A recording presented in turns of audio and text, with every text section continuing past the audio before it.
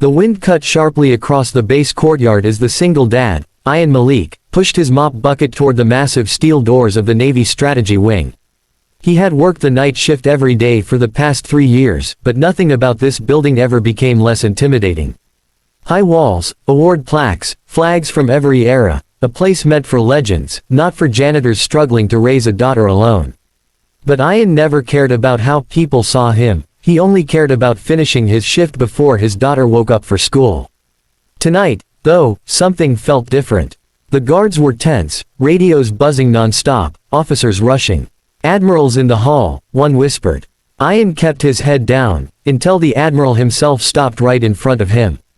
Admiral Cole Renner, a man whose presence could silence an entire auditorium, stared at Ian with amused curiosity. "You there," he said, adjusting the ribbons on his uniform. "What's your rank, son?" It sounded like a harmless joke, the kind officers sometimes used to lighten the night staff's mood. Several captains nearby smirked. Ian simply paused. He didn't take offense, he'd heard far worse in life. But he also wasn't a man who hid from truth. He leaned on the mop handle and answered calmly, "Fleet Commander, retired." All laughter died instantly. The hallway froze as if the world had slammed its brakes. The Admiral blinked twice, the color draining from his face. For a moment, Admiral Renner looked like he hadn't heard correctly. "Fleet Commander, of which fleet?" he demanded, voice cracking slightly. Ian didn't shift, didn't puff his chest, didn't raise his tone. "North Atlantic Response Division. Commission ended 8 years ago." The surrounding officers exchanged shocked glances. That division wasn't ordinary, it handled classified rescue missions, disaster extractions, and high-risk evacuations where failure meant thousands of deaths.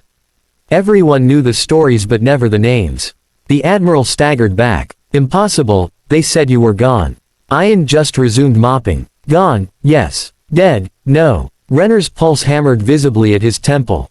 Every classified briefing he'd read about the mysterious commander, code name, Falcon, flashed back.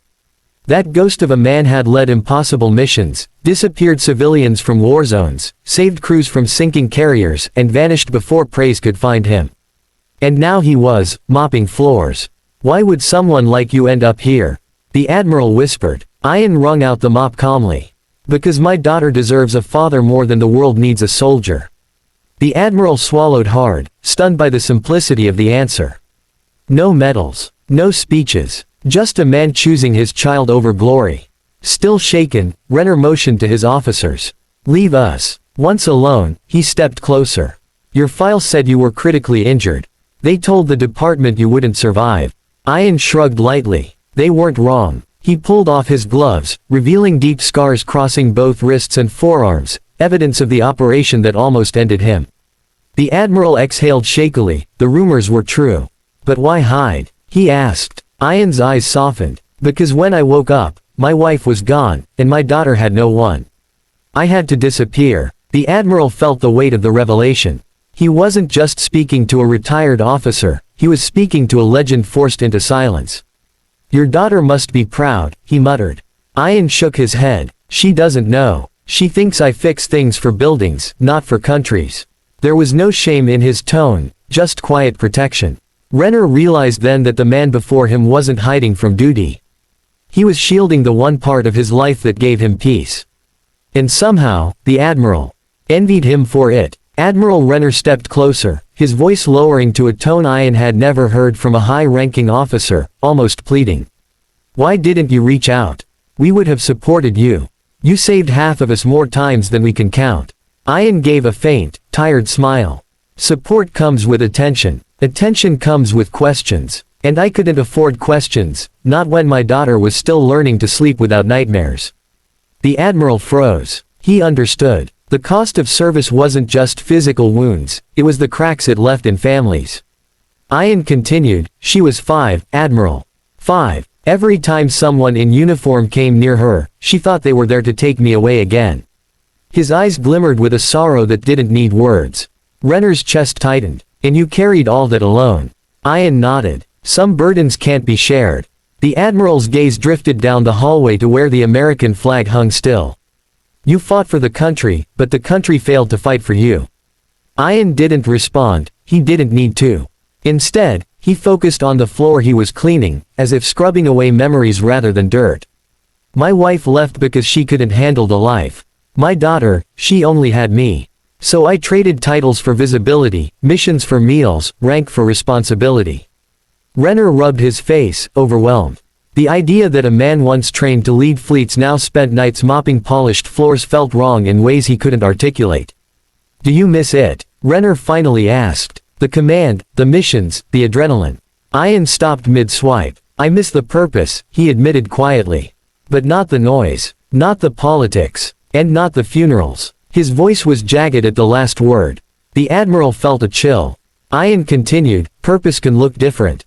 Right now, it's making sure my daughter wakes up to breakfast. Sometimes purpose is quieter than people expect. Renner nodded slowly. He'd commanded men, ships, entire operations, but something about Ian's simplicity made him feel small. As if all his achievements still lacked the clarity this janitor carried in his silence. A sudden alarm beeped in the Admiral's pocket. He ignored it, refusing to step away from the man who had just shattered every assumption he held. You belong out there, Commander, Renner insisted. The Navy needs minds like yours. There are threats rising you wouldn't believe. Ian simply leaned back against the mop handle. The world always has threats. But my daughter only has one father. The Admiral opened his mouth to argue but found no words. How could he challenge a father's oath?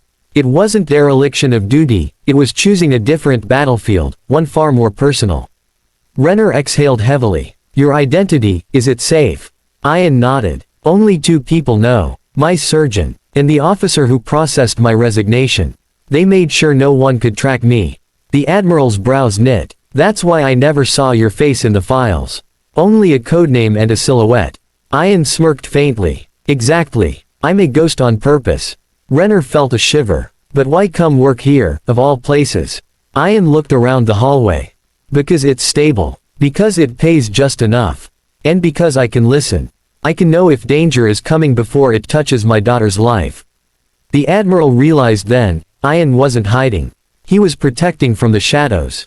A group of young naval cadets passed by, saluting the Admiral.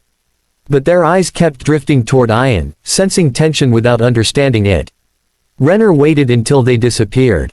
Do you ever think of returning if things got worse? He pressed. Ian's jaw tightened. If the world needed me more than my daughter did, yes. But I pray that day never comes. The Admiral studied the scars across Ian's knuckles, marks of battles fought in places that would never appear on maps. She must mean everything to you. Ian nodded. She's the reason I survived surgeries. The reason I walked again. The reason I breathe. Renner leaned against the wall, his stern composure cracking. You know, we all thought you died saving that carrier crew. Ian paused. They lived. That's enough. The Admiral shook his head. It is not enough. You disappeared without recognition, without honor, without closure. Ian looked up slowly. Recognition is for those who need the world to remember their names. I only need my daughter to remember mine. The Admiral felt an unfamiliar sting in his eyes. For years he had chased honor, medals, achievements, yet none gave him the peace this man found in anonymity. The Admiral pressed his hand against his chest, trying to calm the pounding sensation. You said you're here to listen, he muttered. Then you should know, we've lost 3 intelligence officers this week. Ian's expression sharpened instantly. Same pattern. Renner nodded grimly. Yes. And we fear someone may infiltrate the base within days. Ian inhaled slowly. That's why the guards were tense. The Admiral confirmed with a nod. Exactly. And if someone like you is working here, God knows you might be the only one who notices something the rest of us don't. Ian resumed mopping as if processing the information through movement. I'm not your commander anymore, he said softly. I'm a father. And a janitor. The Admiral stiffened. Titles don't erase talent. Ian chuckled under his breath. Talent is a burden, Admiral. One I've been trying to set down. But Renner wasn't convinced. If we are compromised, if someone dangerous gets inside, your daughter lives only 10 minutes away from this base. You think danger won't reach her? The words hit like a knife. Ian's grip on the mop tightened until his knuckles turned white. The Admiral saw it, the switch flipping in Ian's eyes. The same switch commanders described in their reports. The shift from gentle father to strategic tactician. You're not asking me to return, Ian murmured. You're telling me there's no choice. Renner swallowed. There never was. Not for men like us. Ian exhaled sharply, the hallway suddenly feeling smaller, tighter. He had rebuilt a life of peace brick by brick, yet one threat could shatter it instantly. If I help, Ian said slowly, I do it without uniform, without rank, without report. The Admiral nodded immediately. Agreed. Ian placed the mop aside and wiped his hands on his work pants. What exactly are you facing? Renner's breathing grew uneven again. We don't know who the infiltrator is, but they're skilled. Too skilled. They bypassed security systems, rerouted access logs, and erased 3 agents without leaving a trace. Ian froze. Erased. The Admiral nodded. Entirely. Ian felt a cold wave ripple through him. Then you're dealing with a ghost, he whispered. Someone like me. Renner's eyes widened. That's what terrifies me. Silence filled the corridor as Ian considered what this meant. A threat matching his skill set was no ordinary danger, it was catastrophic potential. Do you have intel? Ian asked. Renner shook his head weakly. Only fragments. Reports of someone seen near restricted areas. No face. No pattern. Just presence. Ian understood instantly. Then they're studying us. Testing the net. The Admiral nodded. Exactly. Ian rubbed his temple. This isn't infiltration. It's preparation. Renner's breath hitched. Preparation for what? Ian looked up. Extraction. Or destruction. Renner's knees buckled slightly, and he caught himself on a rail. Ian instinctively reached out. You need to sit. Your pulse is unstable. Renner waved him off. It's not my pulse. It's fear. Ian frowned. Admirals don't fear. Renner let out a humorless laugh. We do when ghosts come back to haunt us. Ian crouched to meet his eyes. Look at me. We'll figure this out. But you must stay steady. Renner took slow breaths. You always had that tone, he murmured. Even in the chaos. Ian sighed. Because panic kills faster than bullets. A quiet rumble echoed down the corridor, footsteps, many of them. Ian stood, instantly alert. The Admiral straightened too, though with less stability. A team of officers approached urgently. Sir, one shouted. We found another breach. Sector 4. Renner swayed, his vision blurring. Ian caught his arm. Easy. The officers froze at the sight of a janitor touching an Admiral, unaware of the truth. Ian released him gently. Go, he said. I'll follow. Renner nodded, trusting him more than the entire team combined. Gentlemen, he ordered, he comes with us. The officers hesitated. Sir, he's janitorial staff. Renner's voice exploded through the hall. He outranks all of you combined. The officer's eyes widened, confusion spreading like wildfire. Ian closed his eyes briefly, wishing the Admiral hadn't said that, but the moment had passed. Move, Ian commanded quietly, and despite not understanding why, the officers obeyed. They rushed down the corridor together, Ian scanning every corner, every flicker of movement. His mind switched into patterns, entry points, exits, blind zones, timing. It was like slipping back into an old skin he hoped never to wear again. Sector 4 was darker than usual when they arrived. Lights flickered, air tense. Power interference, Ian muttered. Someone tampered with the grid. Renner nodded shakily. We noticed fluctuations minutes before the alert. Ian stepped ahead cautiously, ignoring the officer's protests. Quiet, he whispered. The room felt wrong, too still. Too calculated. He noticed a vent slightly ajar, a lock recently disturbed, dust disturbed in specific patterns. They were here, he murmured. Minutes ago. An officer's hand shook. Sir, what do we do? Ian exhaled deeply. We prepare. Because they will return. The Admiral leaned against the console, exhaustion finally hitting him. Ian, I can't do this without you. Ian turned to him slowly. You won't have to. Renner blinked. You're helping. Ian nodded once. Because whatever this infiltrator wants, it's connected to my old division. I can sense it. Renner's voice cracked. Then you should know, the files they targeted were yours. Ian froze. The room spun for a moment. Mine. Renner nodded. They're not after us, they're after you. Ian's jaw clenched. Then I have no choice. Ian paced slowly, thoughts grinding like gears. Someone from his past. Someone skilled enough to kill silently, bypass systems, erase evidence. Someone studying him. They think I'm still active, he muttered. Or they want revenge. Or recruitment. The Admiral dragged a hand down his face. You know who it is. Ian nodded faintly. I know the type. Only 3 operatives were ever trained like this. 2 are dead. The third, his voice tightened. He vanished years before I did. Renner swallowed hard. So he's your shadow. Ian nodded. And shadows follow where light goes. Suddenly, Renner's breathing faltered violently. He stumbled backward, hand gripping his chest.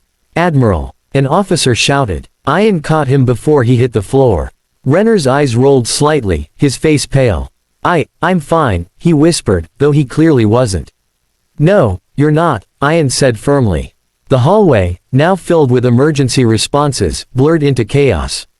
But Ian stayed calm. He gently lowered the Admiral to the floor, placing a steady hand on his shoulder.